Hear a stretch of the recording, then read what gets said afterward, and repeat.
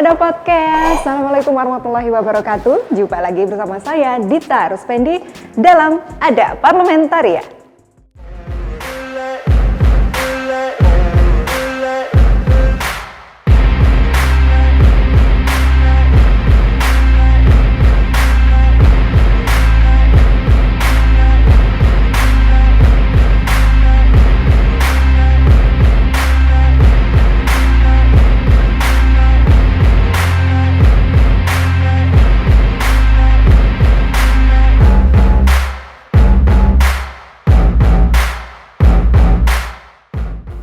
Kali ini kita mau ngobrol bersama salah satu anggota Dewan dari fraksi PAN, Bang Muin. Langsung aja yuk ke dalam.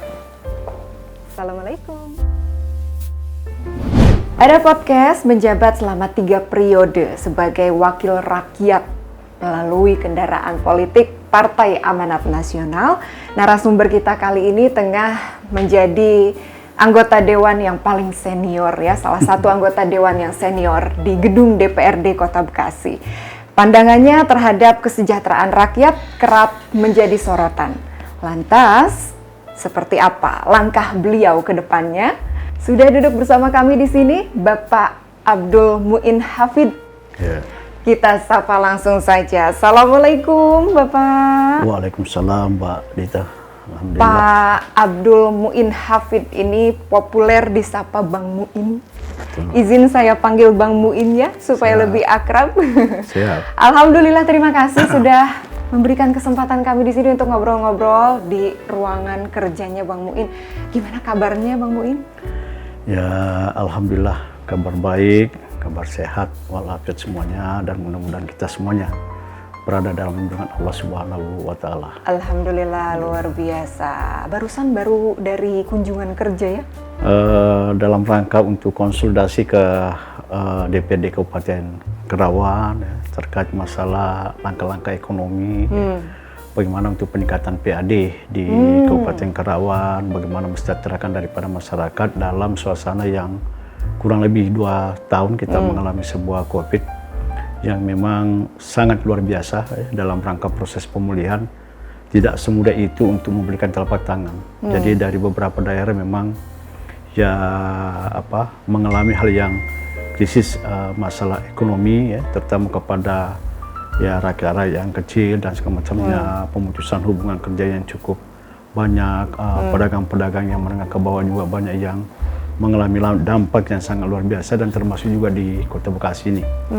Sehingga hal yang harus menjadi perhatian daripada kita semua ya, khususnya di Kota Bekasi ini adalah bagaimana untuk meningkatkan daripada perekonomian ini. Tentunya saya kebetulan di Komisi 3 dalam bidang ekonomi dan keuangan ya, kerjasama dengan koperasi, Ketapang, dan juga Dinas Perdagangan dan Perindustrian ya.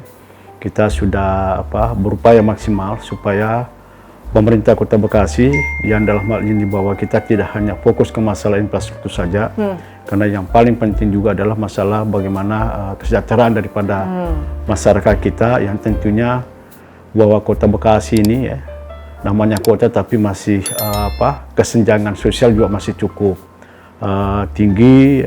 Nah, sehingga inilah tugas-tugas daripada pemerintah, daripada wakil rakyat juga, bagaimana untuk meningkatkan daripada kesejahteraan daripada masyarakat, tentunya juga dengan memberikan bantuan-bantuan kepada para pedagang-pedagang kecil, sehingga bisa memperlancar di dalam kegiatan-kegiatan aktivitasnya berdagang, meskipun itu kecil, tapi mudah-mudahan bisa mengangkat daripada kesejahteraan daripada masyarakat Kota Bekasi yang kurang lebih 2,7 juta penduduk Kota Bekasi gitu, Mbak Dita. Masya Allah, Masya Allah. Pandangan Bang Muin ini terhadap kesejahteraan luar biasa. Pantas saja ya, 3 periode. Ya, alhamdulillah. Luar biasa, Masya Allah. Tapi kita simpan dulu obrolannya, agak sedikit berat itu. Apa kabar keluarga Bang Muin? Ya, alhamdulillah kami diamanatkan ya. Sementara masih 1 istri. Selamanya insya Allah. Sangat tercinta lah ya. Dan melahirkan 4 anak ya. Yang pertama Gilman ya, Akbar Kosari yang sudah lulus di Telkom dan udah bekerja. Oh, Masya Allah. Yang kedua adalah Taski Arhani yang semester terakhir di UGM di Yogyakarta, ya, ambil jurusan psikologi. Dan Masya juga Allah. yang ketiga Keis Antar Matin yang kuliah di UPI Bandung, mengambil jurusan pendidikan agama Luar biasa, Islam. Masya Allah. Dan Masya yang Allah. ketiga masih kelas 12 di pondok pesantren, Pesantren, ya? MBS, Oh, karena Masya Allah. empat-empatnya anak ini balita, tamat di SD Muhammadiyah di dekat dengan rumah, SMP, SMA-nya, dan itu semuanya mondok di Jogja, Masya Allah. mondok di Jogja semua. Masya Allah. Karena pondasi daripada anak itu kan sesungguhnya kita memberikan pondasi terkait masalah agamanya yang paling utama. Nah, sehingga kalau masalah proses perkuliahannya ya kita serahkan kembali kepada anak masing-masing. Mau kuliah di mana itu adalah hak daripada anak itu sendiri.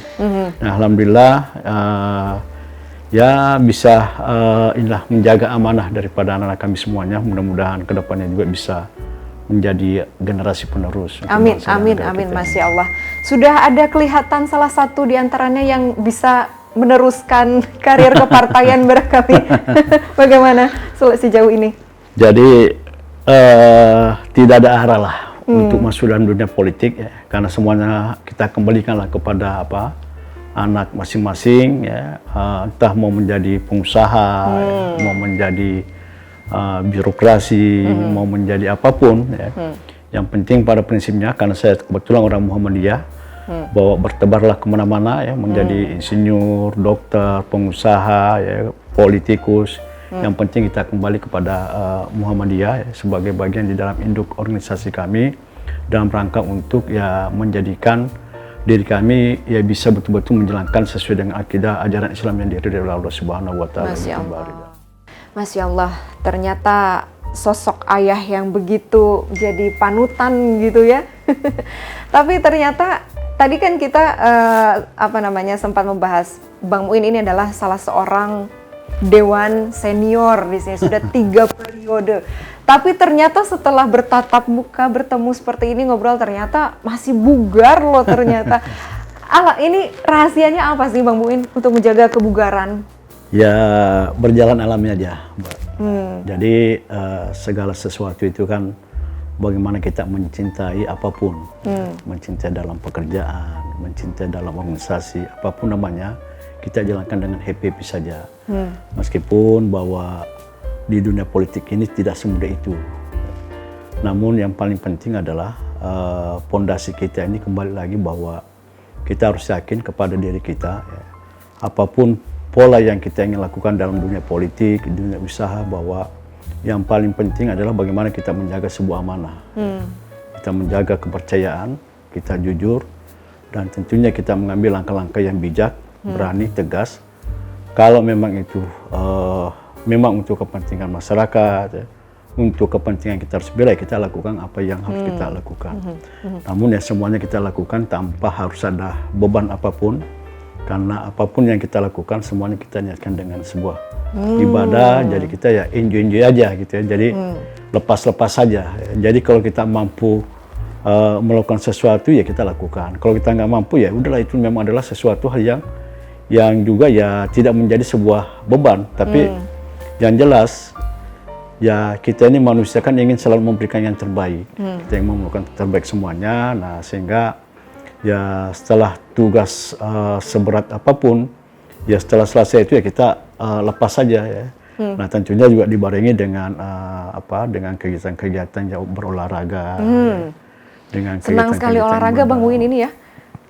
Ya alhamdulillah untuk sementara ini memang lebih banyak ke kegiatan masalah aktivitas goes ini ya. Jadi ada komunitas kami goes ya, se-Kota Bekasi, alhamdulillah udah kurang lebih ada 500 pencinta goes ya di Kota Bekasi, dan insya Allah nanti tanggal 18 Agustus ini kita tur de Jogja lagi gitu ya. Luar biasa. Jadi kita ya inilah ya semuanya kita lakukan dengan ya santai-santai saja semuanya, jadi nggak ada yang ini, dan hobi aja, tenis meja juga. Luar biasa. Nanti tanggal 13 kita ngadakan turnamen tenis meja, turnamen bulu tangkis. Itu ya saya kan, dengar goes. juga ada event apa namanya Bang Muin turnamen. Ya. Luar biasa, Cup 1. Jadi intinya gini, ya itulah Acara tadi apa kita itu? sampaikan bahwa apapun yang kita lakukan semuanya, ya kita memang hobi, ya kita ikhlas, ya kita enjoy, bukan karena kepentingan harus didukung dan segala macamnya, tapi itulah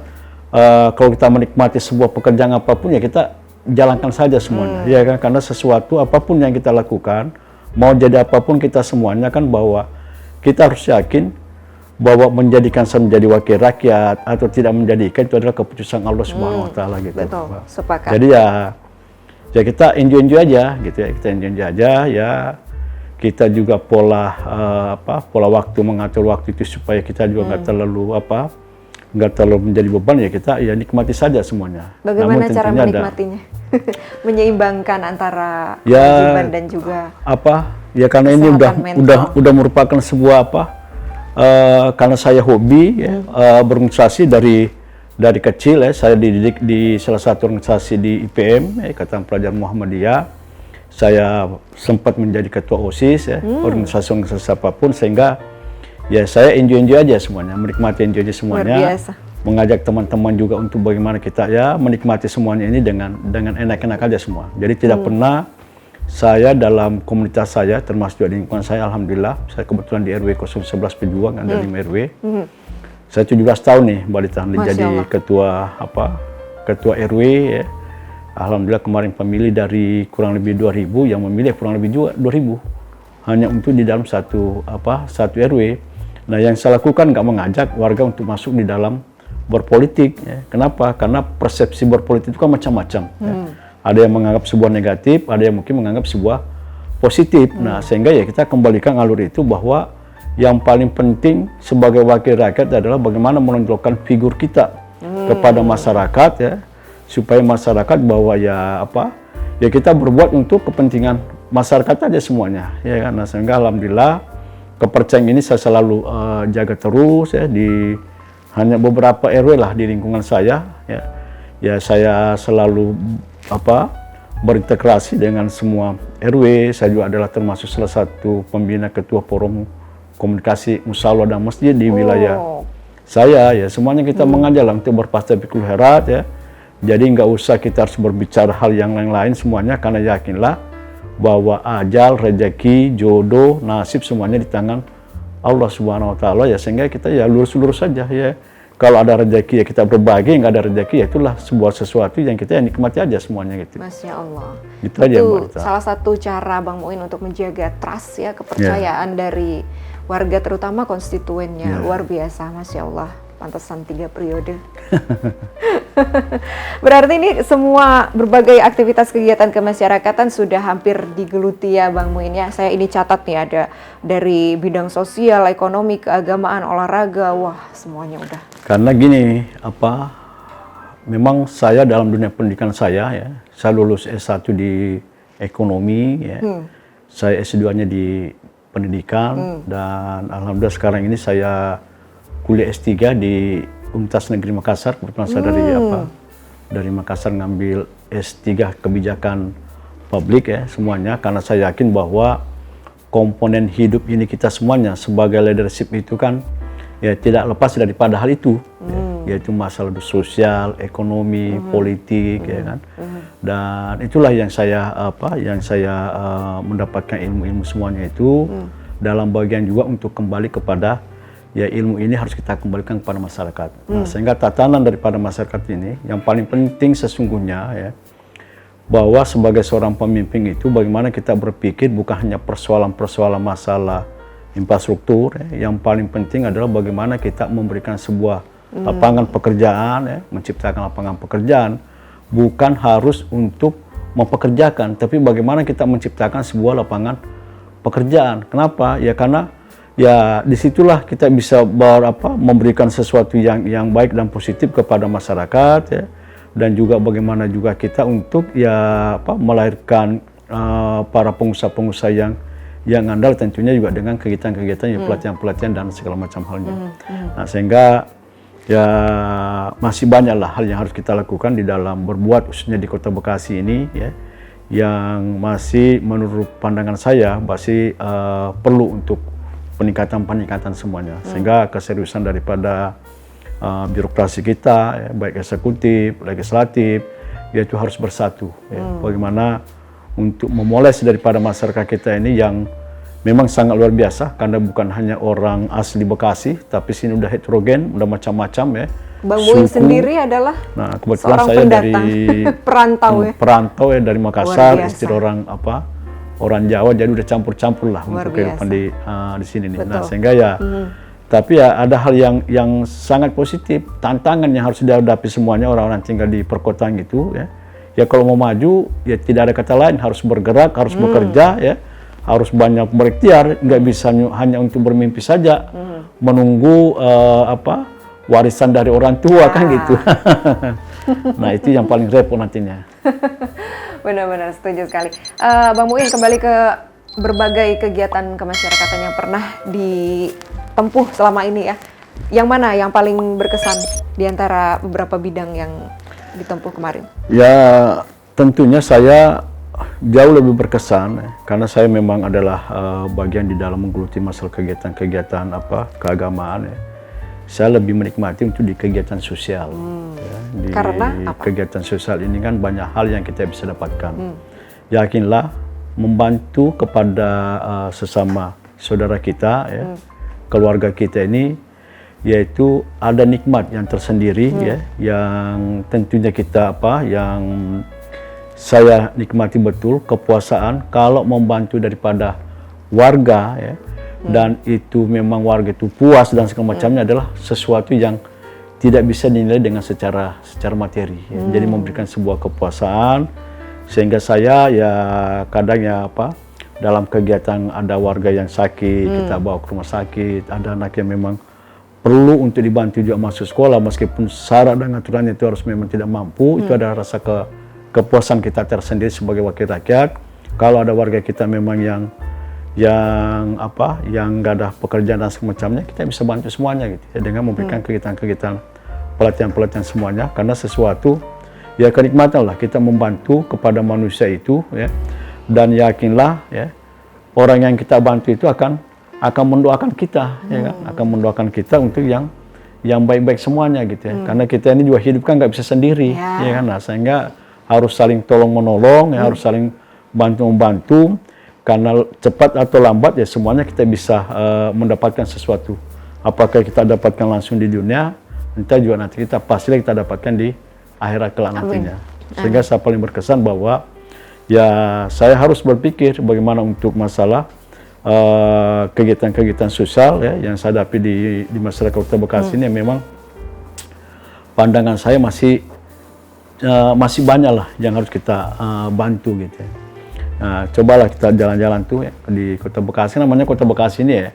Nah, tapi kenyataannya kan di tempat-tempat perumahan-perumahan yang di belakang perkampungan itu masih banyak saudara kita sebenarnya perlu untuk mendapatkan sebuah bantuan gitu. Nah, itulah mungkin tugas-tugas kita semuanya. Kalau tuh ada yang ekonominya bagus, ya karena tidak lebih daripada aktivitasnya ya lebih banyak juga kegiatan di Jakarta ya, atau di daerah-daerah mana yang lain ya. Di Kota Bekasi juga ya bisa lah juga mendapatkan juga lapangan pekerjaan, tapi belum maksimal untuk kita bagaimana untuk mensejahterakan daripada masyarakat di Kota Bekasi ini. Gitu. Sebelum lanjut saya mau ingatkan dulu nih buat ada podcast yang sedang menyaksikan tayangan ini, jangan lupa di like videonya ya, dan juga di subscribe, ada production officialnya, dan jangan lupa untuk saksikan videonya sampai selesai ya, sampai akhir tonton videonya ya, karena nanti Bang Muin akan memberikan tips bagaimana menaikkan kesejahteraan kita sebagai warga Kota Bekasi. Kita lanjut Bang Muin, mau minum dulu silakan. Saya juga minum dulu ya kalau begitu. Saya minum, Bang Muin, terima kasih.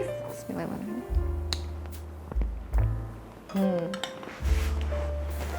Cocok sekali ngobrol santai ini sambil menikmati air putih aja nih ya. Segelas air, lebih sehat Bang Muin. Kita kalau kebanyakan minum gula segala macam juga kan nggak enak ya ke kebugaran tubuh kita.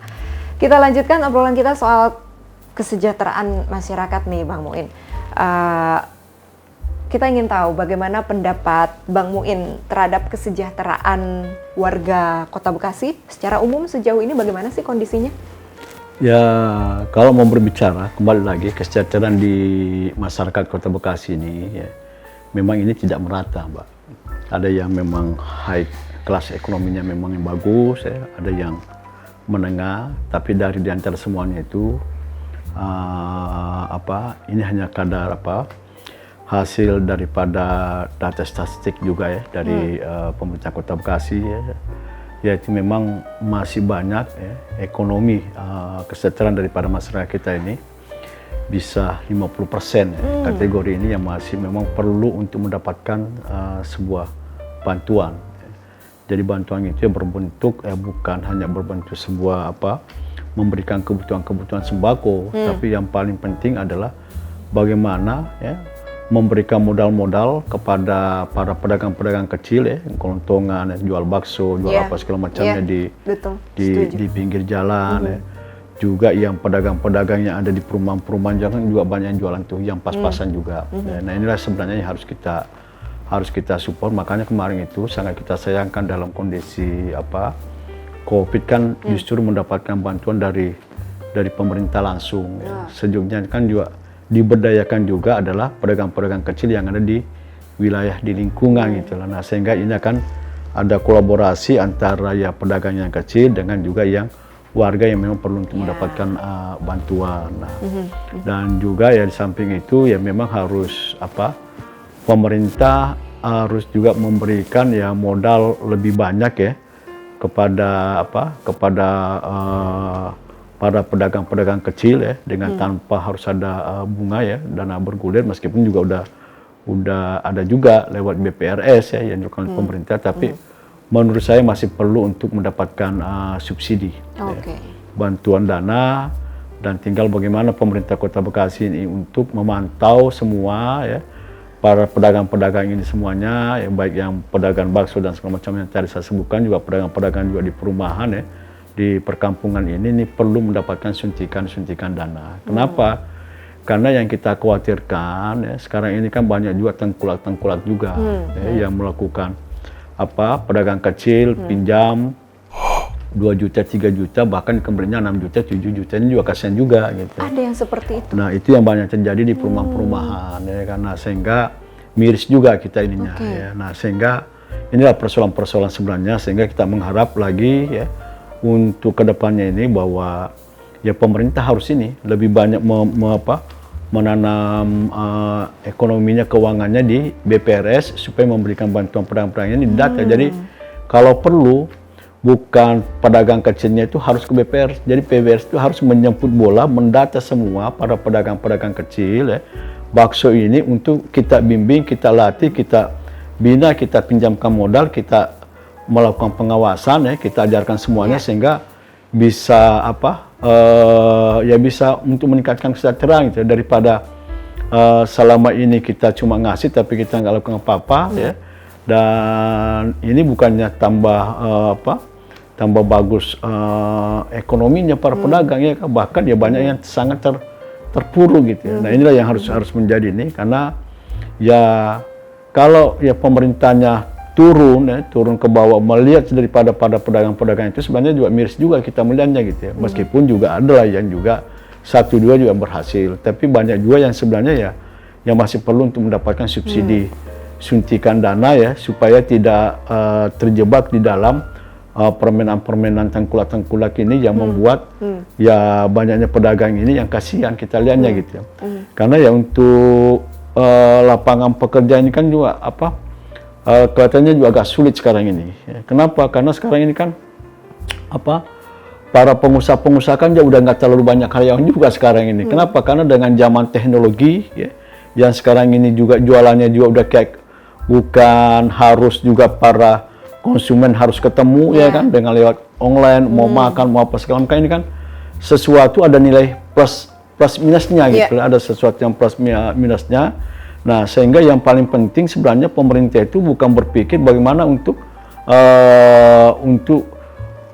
masyarakat kita itu untuk kerja, tapi bagaimana menciptakan sebuah lapangan pekerjaan, bagaimana menciptakan sebuah pengusaha-pengusaha yang kecil-kecil ini untuk kita bimbing supaya dia bisa juga menjadi pengusaha-pengusaha yang andal ke depannya gitu.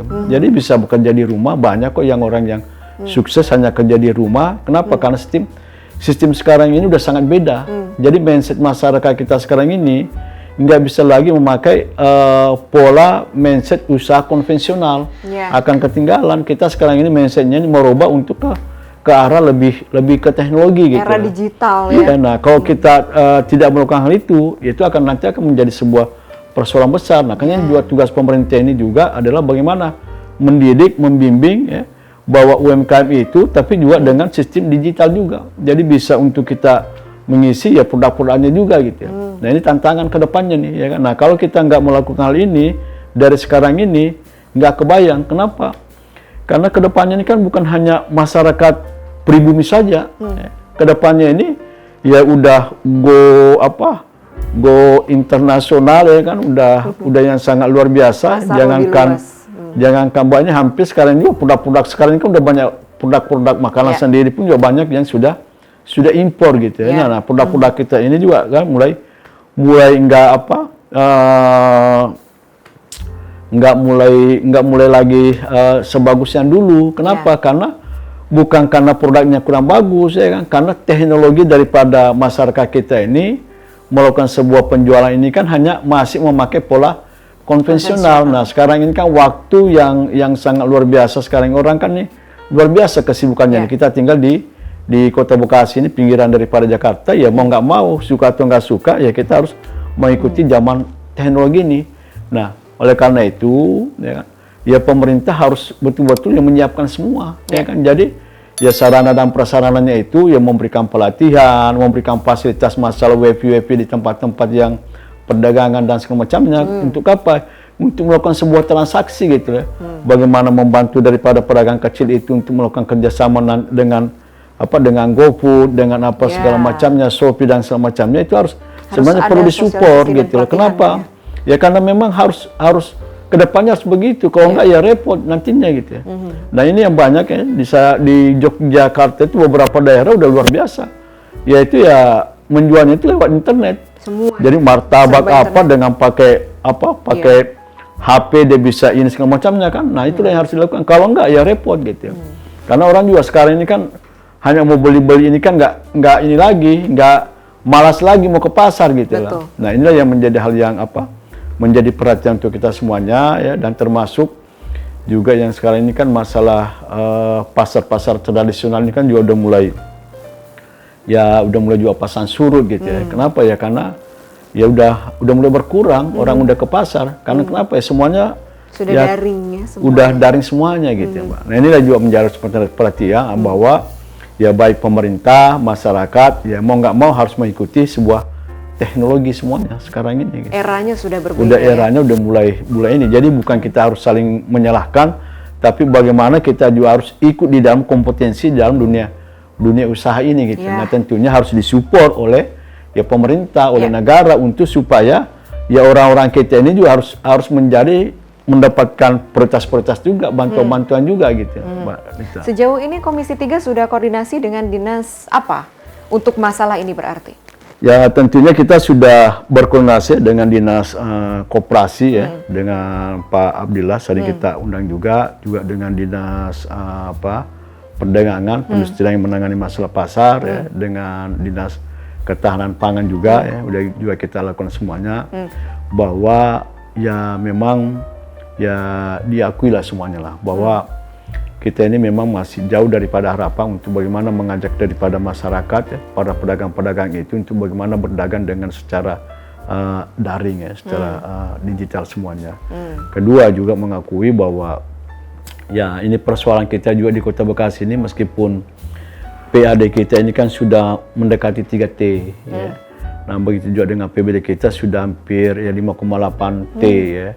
Nah, namun keseimbangan antara jumlah penduduk yang 2,7 juta ini kan juga bukan harus melihat besarnya itu dibanding dengan daerah-daerah yang lain hanya ada 1 T, ya, kok bisa sama bahkan lebih bagus. Nah, persoalannya kita ini karena juga banyak pengeluaran daripada pemasukannya juga kan gitu. Ya, nah, sehingga ini juga harus kita sadari semuanya. Tapi yang paling penting bahwa ya harapan saya seluruh birokrasi ya, pemerintah dan juga ini harus juga kita harus mampu menjadi seorang entrepreneurship juga ya kan, harus mampu juga bagaimana jiwa kita ini mengajak kepada para saudara-saudara kita, masyarakat kita ini ya itu harus menjadi orang-orang yang punya jiwa-jiwa talenta untuk bisa menjadi pedagang-pedagang yang andal ya, bisa kerja keras semuanya ya. Karena jujur bahwa Kota Bekasi ini kan juga beraneka macam nih. Ya.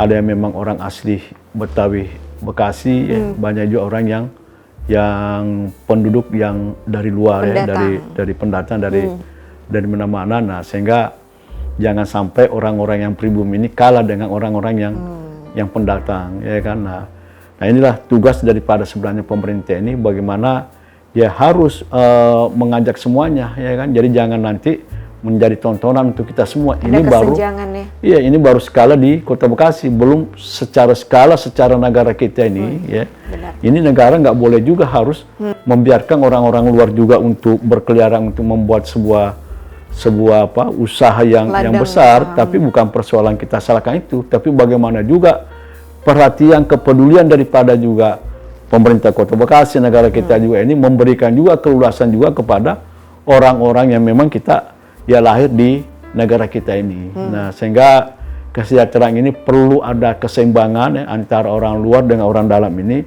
menjadi kedudukannya ya bukan harus sama, harus ada nilai plus orang-orang yang memang orang-orang yang ada di pribumi kita ini gitu lah. Kenapa ya? Karena ya kalau enggak ini kasihan nantinya gitu. Kita bisa semakin terpinggirkan.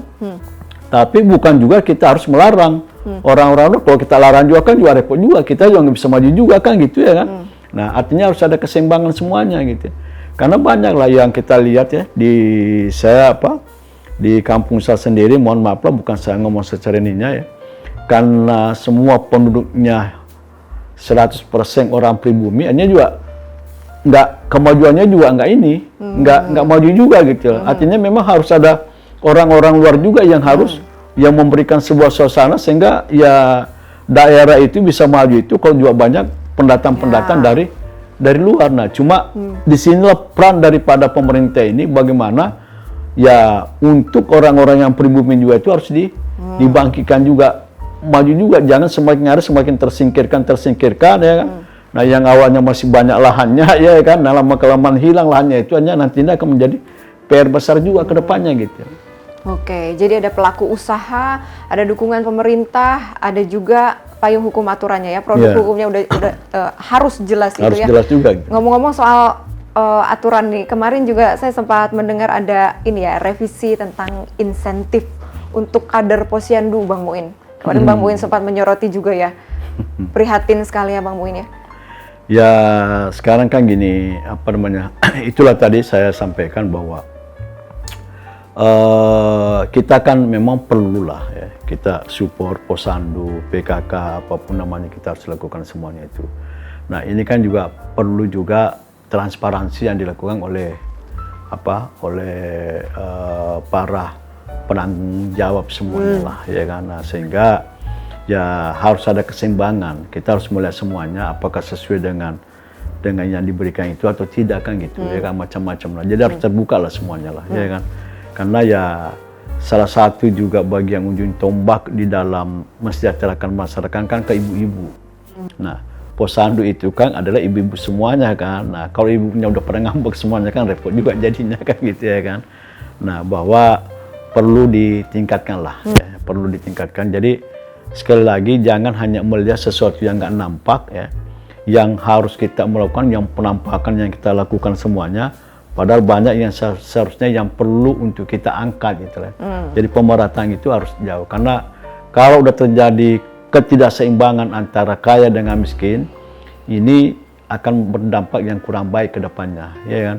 Karena persoalan terjadinya sebuah masalah oleh bangsa dan negara termasuk Kota Bekasi ini juga, kalau terjadinya kesenjangan dan terjadinya banyak pengangguran, orang lapar dan semacamnya, berdampaklah kepada persoalan-persoalan yang kita tidak kehendaki bersama-sama kan gitu. Nah, sehingga inilah harus ada keseimbangan semuanya. Jadi harus membantu semuanya dari sisi manapun. Nah, apakah itu lewat posyandu, lewat pedagang kecil, itu harus mendapatkan bantuan-bantuan semuanya. Tinggal bagaimana peran daripada birokrasi eksekutif ini melakukan pengawasan, controlling daripada persoalan-persoalan yang dihadapi itu. Jadi harus melihat semuanya gitu ya kan.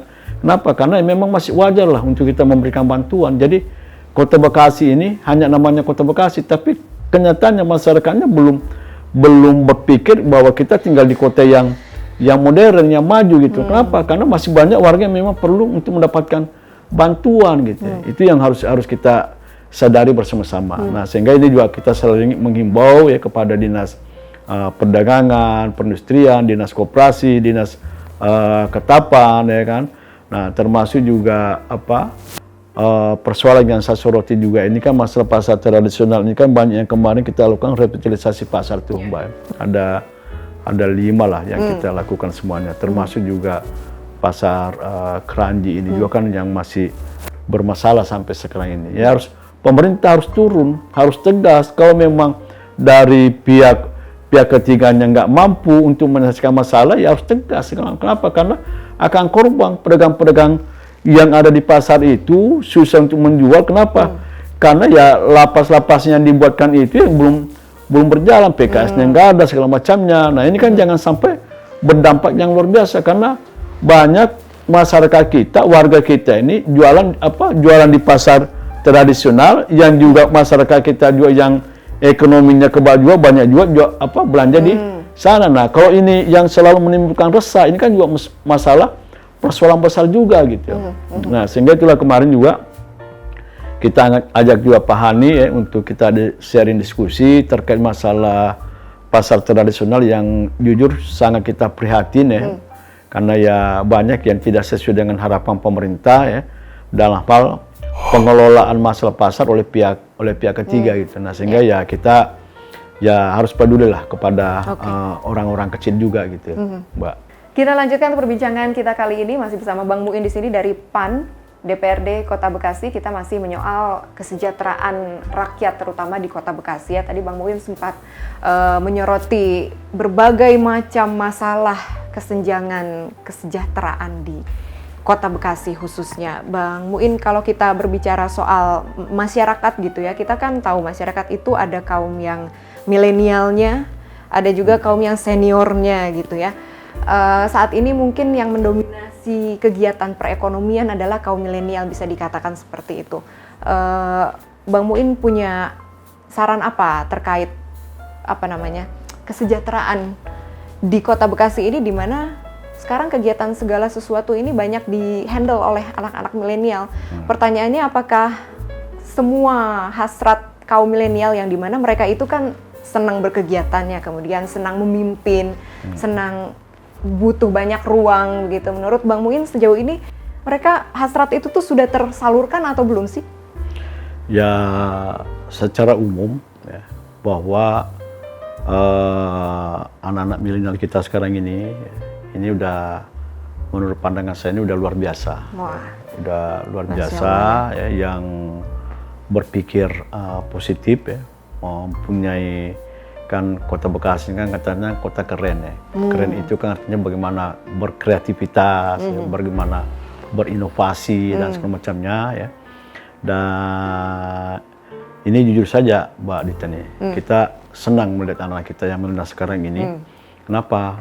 Sudah banyak menciptakan sebuah lapangan-lapangan pekerjaan ya. Ya dulu kan orang tabu melihat namanya kafe ya. Nah kalau sekarang ini kan ya jangan kita harus berpersepsi bahwa kafe itu adalah hal yang negatif ya. Kafe sekarang ini adalah tempat ngobrol-ngobrol anak muda ya, remaja dan segala macamnya, daripada anak-anak muda nggak jelas ya berkerumun kemana-mana, tapi tempat itu menjadi tempat wadah untuk bisa berinovasi, berkreativitas, saya kan melakukan sebuah interaksi dengan teman-temannya dan semuanya kan dengan di kafe-kafe sekarang ini kan udah banyak yang wifi ya kan, yang saya lihat kalau saya keliling-keliling nongol-nongol apa segala macamnya itu. Kalau sedang ngopi kan itu sesuatu hal yang baik gitu ya, sesuatu yang positif semuanya. Jadi kita harus mendukung semuanya. Kenapa? Karena langkah itulah menurut pandangan saya ini adalah langkah untuk bagaimana bahwa anak kita ke depannya ini memang harus mampu menciptakan sebuah lapangan pekerjaan gitu ya kan.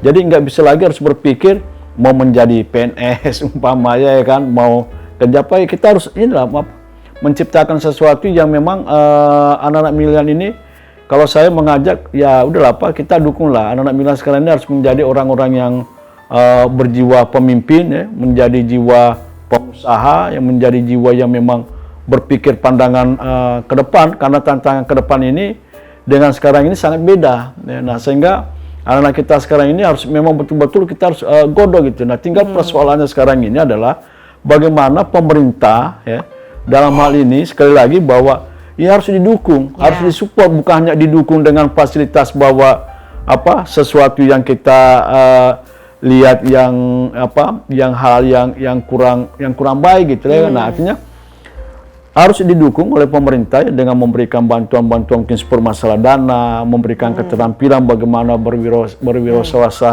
yang baik dan segala macamnya, dan juga ya kan tentunya kalau memang ada KP-KP yang memang sesuatu tanda petik yang kurang baik ya pemerintah juga harus tegas untuk melakukan hal itu. Kenapa? Karena ini adalah wadah untuk yang menciptakan lapangan pekerjaan. Jadi saya ya mendukung bahwa milenial sekarang ini harus mampu untuk menciptakan sebuah lapangan pekerjaan, itu baru salah satunya. Nah yang lainnya juga harus kita dukung semuanya. Ada yang ahli dalam bidang digital, ada yang ahli dalam bidang apa, harus kita ciptakanlah lapangan pekerjaan. Kenapa? Karena banyak orang yang sukses itu ya, bukan lahir daripada karena pendidikannya ya. Tapi banyak yang otodidak ya kan, banyak yang punya talenta-talenta ini orang yang sukses juga gitu ya kan. Saya hanya tamat SMA gitu ya, saya bisa sekolah setelah saya ya kerja kan gitu ya kan. Jadi bukan berarti sesuatu yang ini, banyak juga yang pintar, cerdas ya kan, malah titelnya yang insinyur dan segala macamnya juga biasa-biasa aja kan gitu ya kan. Nah, padahal kan kita ingin ya lebih bagus kalau kita punya kemampuan untuk leadership, ya, punya kemampuan untuk entrepreneur dan segala macamnya, kita memimpin kepada orang-orang yang memang yang punya titel itu gitu. Itu artinya kan juga nggak sebuah kegagalan semuanya. Jadi sekali lagi bahwa saya ingin menghimbau kepada teman-teman yang milenial ini supaya ya apresiasikanlah bakat Anda sebagai seorang pengusaha talenta ini, karena persaingan ke depan ini kalau kita nggak jadi pengusaha akan kita terlambat nantinya gitu, Pak Dita. Kalau anak-anak zaman sekarang bilangnya privilege itu nggak terlalu penting gitu ya, asal kita punya skill apapun bisa kita raih gitu. Berarti Bang Muin ini setuju ya kalau ada yang bilang kebangkitan ekonomi kita bisa diraih itu melalui industri kreatif ya? Iya, itu saya sangat setuju. Saya akan mendukung semuanya. Kenapa harus kita berikan ruang gitu loh ya kan? Nah tinggal kita ini sekali lagi bahwa pemerintah harus bagaimana mendukung gitu loh, baik masalah permodalannya, bagaimana fasilitasnya, memberikan jaringan wifi dan segala macamnya, ya untuk ditempatkan anak-anak muda kita itu untuk berkreativitas ya kan, untuk dapat mampu untuk membuka lapangan pekerjaan gitu loh. Kenapa? Karena kalau kita ke depannya ini ya, kita tidak mampu menguasai yang namanya usaha, nggak menguasai namanya ekonomi, akan kita tertinggal. Masa kita harus dari luar terus nih ya kan? Padahal Indonesia ini kan luar biasa gitu loh. Dari produk-produk apapun ya, ada semua di sini. Kita sangat kaya sekali. Kita sangat kaya sekali gitu ya kan. Nah, sama dengan lagunya Bimbo kan ya kan. Nah, apapun bisa dijadikan gitu loh ya kan. Artinya kenapa sih kita harus cari keluar gitu ya kan? Jangan orang luar yang datang sini memanfaatkan daripada kekayaan kita semuanya. Penduduk kita cukup banyak dan orang kita banyak yang kreatif gitu ya kan. Bahkan anak-anak kita ini banyak yang ke luar negeri dipakai oleh orang-orang luar gitu loh ya kan. Nah, justru orang-orang itu harus kita kembalikan untuk mampu. Karena kalau kita sendiri yang mengelola kekayaan kita semuanya ini kan ya jauh lebih bagus gitu loh ya kan, daripada ya kita ya memberikan keluar. Tapi bukan berarti kita juga melarang, tapi inilah persaingan ini harus kita ini, jadi jangan kita selalu ketinggalan terus gitu. Nah, sekali lagi saya ya ingin bahwa pemerintah ya, dalam hal ini adalah dinas-dinas yang ada di dalam dunia ekonomi ini, untuk bagaimana ya mampu untuk memberikan sesuatu kepada anak-anak milenial kita ini gitu. Harus dukungan gitu ya. Jadi jangan tabu, sekali lagi bahwa ada kafe-kafe ini udah ini enggak ya kan? Negatif dan ya itu enggak ini, kecuali kalau dia tempat diskotik itu kan beda. Ini tempat adalah ngopi untuk meluapkan masalah ya pemikiran-pemikiran, ide-ide kan sangat banyak juga, ya kan, Sekarang ngopi-ngopi bahkan dan banyak anak-anak kaum milenial yang memang kerjanya secara remote gitu ya, Iya. jauh nggak perlu datang ke kantor, Nggak perlu. buka laptop di kafe aja itu Iya. mereka sedang bekerja. anak saya kerja kok di luar, nggak pernah ke kantor gitu ya kan, hanya di luar semua ya kan, kadang di kafe segala macam ya biasa aja gitu. Kenapa? Karena situ muncul ide-ide semuanya gitu ya kan. Jadi karena ini zamannya gitu ya kan. Nah, namun juga tetap kita harus juga mengingatkan kepada anak kita ini semuanya bahwa ya bolehlah kita ya mengejar duniawi, tapi kan tetap juga bahwa ya kalau kita sebagai beragama Islam ya tentunya kan kita menjalankan sesuai dengan agama kita masing-masing juga. Amin, Jangan amin. juga kita harus melupakan hal itu, karena ada sesuatu hal bahwa ya tidak segala sesuatunya itu harus kita mengejar dunia semata-mata kan gitu, ya kan. Jadi harus ada keseimbangan juga gitu. Betul. Tapi saya sekali lagi ya mendukung anak-anak milenial untuk berkreativitas. Kalau perlu pemerintah sini masuk untuk memberikan pelatihan-pelatihan yang 15-20 menit ya kan. Untuk ini kalau ada yang mau modal apa segala macamnya, bagaimana untuk startup yang sedang startingnya, menjamur ya kan, bagaimana yang ini yang mau menjual produknya, ya kan bisa semuanya. Itulah tugas daripada pemerintah sebenarnya kan, menspor gitu ya kan. Jadi bukan harus membatasi gitu ya kan. Nah, kalau membatasi kan kasihan nantinya gitu ya kan. Nah, selama memang udah memenuhi ya syarat ya kan, syarat sebagai milenial itu kan ada umurnya juga ya kan. Nah, umur-umurnya ini kan ya tetap harus ada. Nah, inilah sebenarnya tugas kita ini masih cukup banyak harus kita lakukan.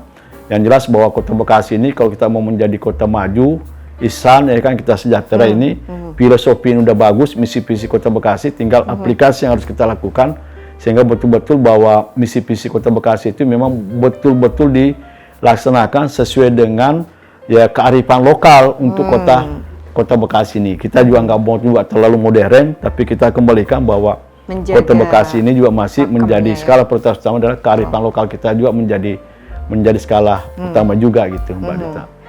Super sekali. Berarti ini saya anggap sebagai jawaban Bang Muin ya terhadap apa saran bagi pemerintah dalam rangka mendukung industri kreatif terutama di Kota Bekasi ini. Terakhir Bang Muin, kami semua penasaran sekali. Berarti nanti 2024 lanjut ya Bang ya? DPR langsung. Sudah 3 periode nih, bagaimana Bang Muin? Jadi kalau saya ditanya bahwa sebagai seorang politikus ya, itu kan ada 3 konsep nih Mbak Dita. Kalau kita ingin menjadi kembali diamanahkan lagi ya tentunya pertama popularitas kita, elektabilitas, dan bagaimana orang mencintai kita dengan akseptabilitas. 3 hal ini harus menjadi acuan kita dengan melihat 2 aspek juga. Aspek daripada kita tempat berpolitik ya, dan aspek daripada bagaimana menonjolkan daripada figur kita. Nah, sehingga kata kunci di dalam keberhasilan dalam dunia politik ini ya, 2 aspek itu ya, tempat kita berpolitik dan harus bagaimana memanfaatkan daripada ketokohan kita. Nah, baru kita lihat kita mau kemana. Masih mau jadi anggota DPRD ya, atau mau provinsi atau mau ke DPR RI, ya kan. Nah, saya ini kan hanya baru masuk dalam kelas lokal, jadi hanya baru lingkungan di dapil saya. Ya. Kalau toh yang lainnya itu ya karena hanya lebih aktif di dalam dunia media sosial ya, dan segala macamnya. Dan keinginan sih mau menjadi anggota DPR RI, tapi kan ya berat nampaknya, ya kan. Nah, jadi kalau saya ditanya, yang namanya pemimpin kan ada masanya. Ya, suka atau nggak suka ya, bahwa 3 periode ini adalah udah hal yang sangat saya syukuri ya, dan harus memberi kesempatan juga generasi yang lain untuk bisa menjadi anggota DPRD ya kan. Nah, tantangan saya adalah ya mudah-mudahan Allah meridai ya, saya akan maju menjadi anggota DPRD provinsi gitu Mbak Dita. Masya Allah. Insyaallah. Jadi atau nggak jadinya ya itu adalah tangan Allah lah ya kan. Nah, namun bahwa kalau saya di DPRD berarti nanti saya ya menjadi 4 periode itu kan hal yang nggak ada tantangan lah ya kan. Karena ya DPRD itu kan bukan sebagai tempat kita mencari kehidupan, tapi kita DPRD itu ada sebagai pelayan masyarakat. Bagaimana memberi sesuatu yang terbaik terhadap masyarakat kita ya. Meskipun saat 3 periode ini jujur saja bahwa masih banyak hal yang saya belum mampu untuk lakukan. Meskipun periode kedua saya ya 5 tahun dia menaikkan ketua Badan Pembentukan Peraturan Daerah ya. di periode ini ya, kemarin 2 tahun setengah saya melakukan jadi ketua komisi ya, dan masih banyak hal yang perlu kita lakukan, terutama masalah bagaimana sinergitas antara eksekutif dengan legislatif ini untuk bersama-sama satu misi, satu tujuan, bagaimana membangun masyarakat Kota Bekasi ini. Kalau eksekutif dengan legislatif ini tidak sejalan dan semuanya diawali dengan hanya unsur politisasi semuanya, ini hal yang nggak mungkin akan bisa maju. Jadi kita harus berpikir bagaimana mensejahterakan daripada masyarakat, bagaimana meningkatkan ekonominya, bagaimana untuk segala-galanya, yaitu semuanya dilakukan dengan tujuan kita, ya betul-betul tujuan yang ikhlas, ya, bahwa kita ingin mau melakukan sesuatu yang terbaik terhadap masyarakat kita. Kalau toh nanti masalah proses mau jadi apapun kita, saya sampaikan ke lingkungan saya didukung semuanya 100%, kalau Allah tidak berkehendak juga kan nggak mungkin juga gitu. Nah yang penting kita tunjukkan kerja kita ikhlas, Allah insya Allah akan memberikan yang terbaik terhadap kita kan gitu. Jadi ya santai aja, jadi nggak ada sesuatu bahwa saya mau kemana-kemana, saya juga dengan teman-teman nggak pernah juga mempengaruhi itu, ya kan, untuk harus nyoblos saya gitu. Yang penting ya kita berbuat aja semuanya, ya kan, karena ya nggak ada yang tahu lah, ya kan. Ya seorang dulu Mukhtar ya, bisa jadi wali kota, seorang Rahmat Effendi bisa jadi wali kota, sekarang Tri nggak pernah bermimpi pada saat kecilnya kan, nggak pernah bermimpi mau menjadi wali kota ya kan, bahkan mungkin seorang Presiden Jokowi sendiri pun mungkin nggak pernah bermimpi untuk menjadi presiden. Artinya bahwa yakinlah sesuatu itu, pemimpin itu diberikan apapun, ya, kita nggak perlu terlalu juga mencela. Kenapa? Karena semuanya pemimpin itu kan ada 2, ujian yang diberikan oleh Allah, ya kan, cobaan gitu. Jadi kita nggak usah khawatir, pemimpin siapapun kalau memang dia nggak benar dan salah, ya kan, insya Allah cepat atau lambat pasti ada balasannya gitu loh. Ada sesuatu grand skenario yang dilakukan semuanya. Kalau pemimpin itu baik, insya Allah akan baik juga. Kalau pemimpin nggak baik, ya bukan berarti nantinya itu nanti ada ininya juga gitu. Ada sanksi juga yang diberikan oleh Allah gitu. Makanya kita berbuat saja gitu. Kalau juga nggak jadi, ya itu udah merupakan sunnatullah, ya kan. Berarti gitu. Ikhlas saja sama skenario dari Allah. Jadi kita ikhtiar saja, ya kan, segala sesuatunya kita berdoa, ya kan, ya kita pasrahkan kepada Allah Subhanahu Wa Taala, ya kan, udah selesai semua urusan kita ini. Insya Allah, amin. Ya. Kita dukung selalu ya, Bang Muin dari PAN. Tahun 2024 ke provinsi. Insya Allah. Ya Robbal Alamin, kita dukung semua selalu ya.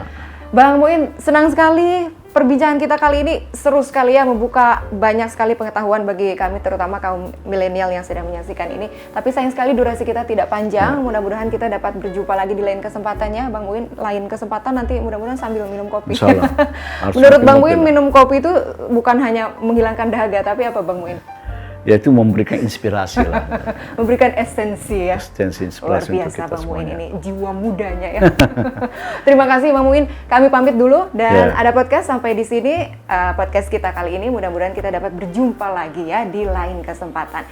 Sebelum kita pamit, izinkan kami memberikan kenang-kenangan Bang Muin dari Ada Production untuk Bang Muin. Aduh, alhamdulillah. Mohon diterima.